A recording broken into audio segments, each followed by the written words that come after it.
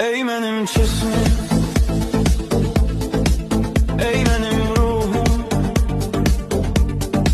sebebi bilinmeyen, nedense sönmeyen olup var hiç vaktinmez. Ey benim serin